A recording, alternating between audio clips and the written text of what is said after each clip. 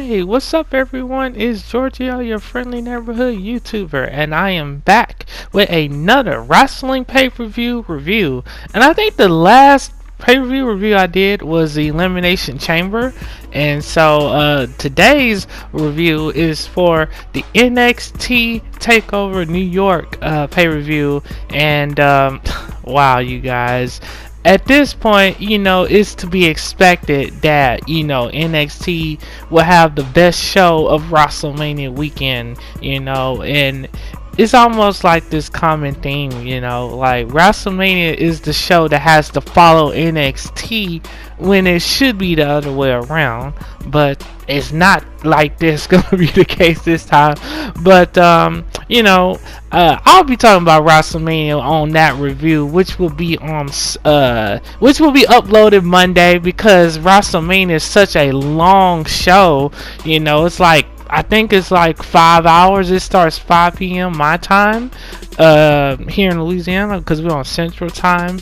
But they're gonna have stuff going on all day long. But this is not WrestleMania. This is NXT TakeOver New York, and I'm telling you, from bell to bell, each match delivered. Each match, had some great moments. And the first match was the NXT Tag Team titles, which was Ricochet and Aleister Black versus the War Raiders. And wow, like, I like the entrances, that they had, especially the War Raiders, because they're, those guys are really hard hitting, And I really love the athleticism of those big guys, especially the guy Hanson, I think is his name.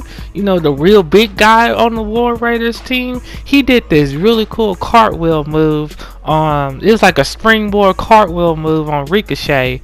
And Ricochet, he did this really cool fall away slam to the 300-pound member of the War Raiders, and that really showed you just how strong Ricochet is.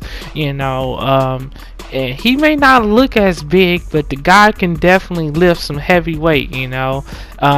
Obviously I can't show you guys footage, because WWE will either copyright this video or they'll block my whole video, and then no one can see it. So if you guys can, definitely get the WWE Network. Right now they got a special going on. I think you can get 3 months for $9.99 or something like that. But even if that's not the case, I would definitely recommend getting it now, just so you can watch NXT TakeOver. If you haven't seen it, this will make you love wrestling, I'm telling you. But back to the tag team title match. I would have to say this is probably going to be tag team match of the year, and actually I would even go on to say that this could be match of the year candidate, because it had that much action to it, and of course the War Raiders, they retained the titles, and Ricochet and Aleister Black, they put on a hell of a show. And they had a big sign of respect for the War Raiders at the end of the match. And then the fans was chanting, "You deserve it," which, that chant kind of gets old after a while. I feel like they are worthy of all the praise that they get, the wrestlers do. But, I think they tend to overuse the term, the chant, "You deserve it," But other than that, it's good to see Aleister Black and Ricochet get that much respect. And of course, they will be heading on to the main roster now, so hopefully they get used right. But some NXT stars have not gotten the best treatment that they should be getting. And I feel like in this case, I feel like they are deserving of that good treatment on the main roster, especially people like Shinsuke Nakamura and Asuka, So hopefully Ricochet and Aleister Black can do some big things. Obviously, I don't think they should be a tag team anymore. Aleister Black, he should be on his own.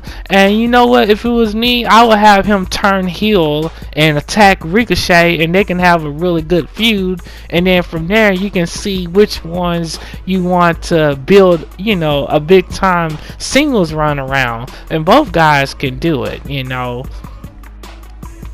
And of course, the second match on the card is the NXT North American title, which is Matt Riddle versus Velveteen Dream. And as you can see, Velveteen Dream had this really cool Statue of Liberty type theme costume and entrance, which I thought was really dope. And Matt Riddle had like a New York Yankees style ring attire, and I thought that was really cool. They've definitely got creative with their in-ring attire and as well as their moves and stuff. And during the match, you saw Velveteen, if you watch it, you'll see Velveteen Dream. He was doing a lot of classic throwback moves, like he did the classic Hulk Hogan Hulk up.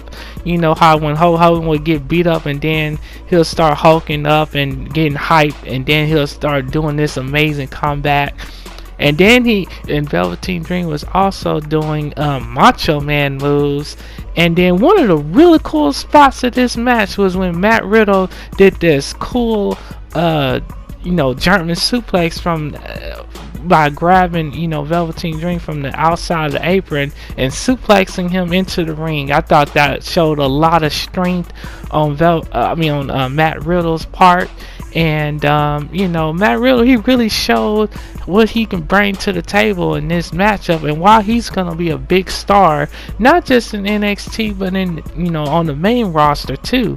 I wouldn't keep him over there at NXT for too long, but then again, with how people are being booked on the main roster, it's best to keep him on it's best to keep him on NXT for a good while, because at least he'll be used better there.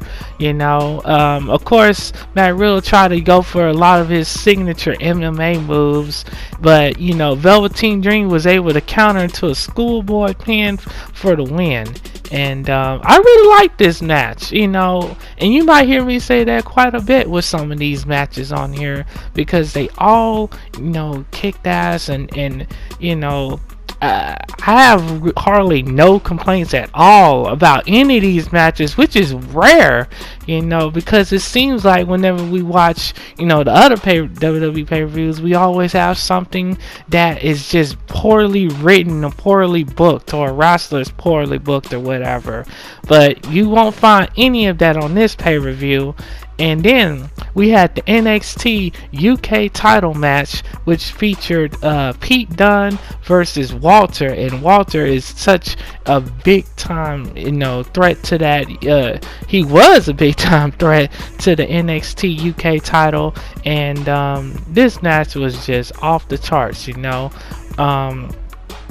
I can't, I have like nothing bad to say about it, because, Walter, he's very athletic for 297 pounds, and he was jumping over Pete Dunne, and he has these signature lethal chops. Like one big chop from him will leave your chest very red and bloody. So yeah, this guy, Walter, was the truth. But Pete Dunne did not go down without a fight, and he likes to utilize these moves where he'll try to break your fingers and stretch them out. You could tell Pete Dunne, he has that old school style of wrestling from how wrestlers used to be back in the 80s and 70s and stuff. Even Walter, Walter, he even get like Goldberg like chants from the fans, that they'll be saying Walter, like people would say Goldberg whenever he's coming out to the ring. So I thought that was really cool. And these two literally fought to the death. And Walter hit a really dope powerbomb from the top rope after countering a Pete Dunne armbar. And then one of the cool ways that Walter does his powerbomb is when he hits you with a powerbomb, he'll jump in the air and land on top of you so you can't kick out. So that's really unique, And of course, we have the next matchup on the card, which is the NXT Women's Title match, and it's featuring Kairi Sane versus Shayna Baszler, who is the NXT Women's Champion, as you see in the promo picture. And and she's facing off against Io Shirai and Bianca Belair. And Bianca Belair, we saw just how great of a talent she is. This woman, she can do it all. Bianca Belair has everything that you could want in a female wrestler or in a wrestler in general, and she definitely has the Sasha Banks vibes going on with her, and she had, and one of the really cool things about her is she's very strong. She hit a double fireman's carry slam on Io Shirai and Kairi Sane, and of course, right as she was about to go for the big win of her career, Shayna Baszler comes out of nowhere and breaks up the pin and hits her with her signature MMA rear naked choke to retain the title.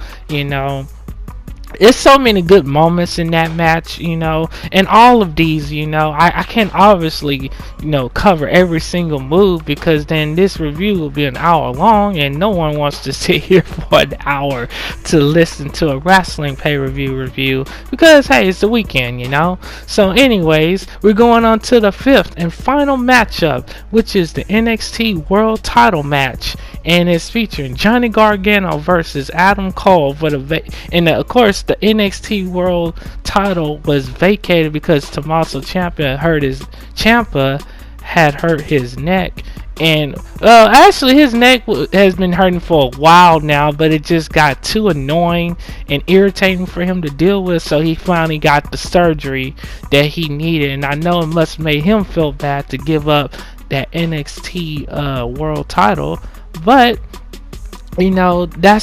and the crazy thing about wrestling is usually that's how other people get big opportunities, is when the champion gets hurt or something happens where they have to, relinquish the championship and everything. So it's quite weird on how that always happens, but that's usually how people get their opportunities. So I will say Johnny Gargano versus Adam Cole, I would say this is match of the night, probably match of the WrestleMania weekend, followed by the tag team matchup, that I mentioned earlier with Ricochet and Aleister Black versus the War Raiders.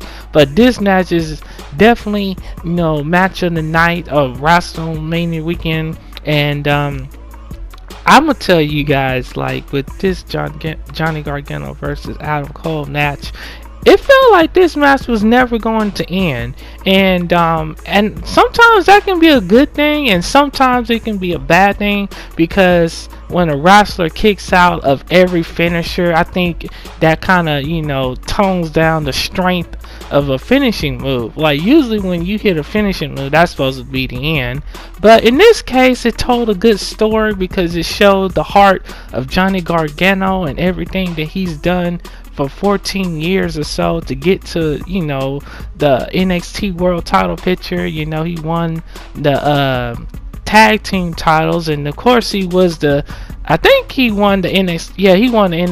North American title too. But anyways, in this match, both guys was going back and forth with their textbook wrestling moves that they do, and they definitely had each other scouted. And then Johnny Gargano was hitting these really cool slinging DDT moves on the apron to Adam Cole, which that move really stole. That move like that, had people on their feet. It was just crazy. And then of course Adam Cole got the win early, with the with that shining wizard. And then, so of course Johnny Gargano had to get 2 straight, wins, be either a pinfall or submission. And it's crazy because, Adam Cole, he had did this really cool wheelbarrow suplex on the apron to Johnny Gargano, and then, it was just out of this world. And then as Adam Cole got Gargano back in the ring, of course Johnny Gargano hit some more of those springboard DDTs and that little signature spear that he does. And then they started fighting to the outside of the ring, and Adam Cole delivered this really crazy I Actually, that's Tommaso Ciampa's finishing move, which was kind of crazy. You know, he used his old tag team partners. You know, he used Johnny Gargano's partner, you know, move on him. And I think the table was supposed to break, but it didn't. So I don't know if that was a planned spot, you know, or what, you know. I don't know, but I think the table was supposed to break. But nonetheless, it was still a cool spot. And you would think, after all of that, you know, that Johnny Gargano would be done. But he wasn't, you know. Because then after that, you know, the Undisputed Era, of course, they had to go and stick their nose in it. Because you should have known that those guys was probably going to interfere. Because Adam Cole is a heel, and you know, heels supposed to use whatever advantage they can, especially in this kind of match, which was 2 out of 3 falls. And so, even with all of that, Johnny Gargano was able to find a way to fight off the rest of the Undisputed Era members, and then he was able to get Adam Cole to tap out in the middle of the ring. And you know, that secured probably the biggest win of his career thus far. And you know, and it's crazy because a lot of people thought, you know, Adam Cole was gonna win and everything, but that was clearly not the case here. You know, it was Johnny Gargano's night. He came out on top. Also, I need to show you guys his cool little outfit that he had, because it reminded me of Iron Man. You know, he had the little glowing light plates or whatever it was on his ring vest. So I'm going to show that to you guys right now. And so, yeah, I thought that was a really cool nod, especially with Avengers, you know, Endgame coming out soon. So that was really cool what Johnny Gargano did. And he definitely proved tonight, well, last night he proved that he was truly Johnny Takeover. And now he's Johnny NXT World Heavyweight Champion. And with that being said, thank you all for listening to this wrestling pay-per-view review. You know, I don't know how I'm gonna do that WrestleMania one. I'm gonna try to keep it, you know, as short as I possibly can keep it, at least by probably like 20 minutes or so, because there's so much to cover. But thank you guys for listening. Let me know what you thought of the pay-per-view if you saw it. And if you haven't, like I said, go and check it out as soon as you can. It's worth it. It's worth paying for the network to even just check that out. Or wait till it comes out on DVD or something. But anyways, until next time, you all stay safe and be blessed.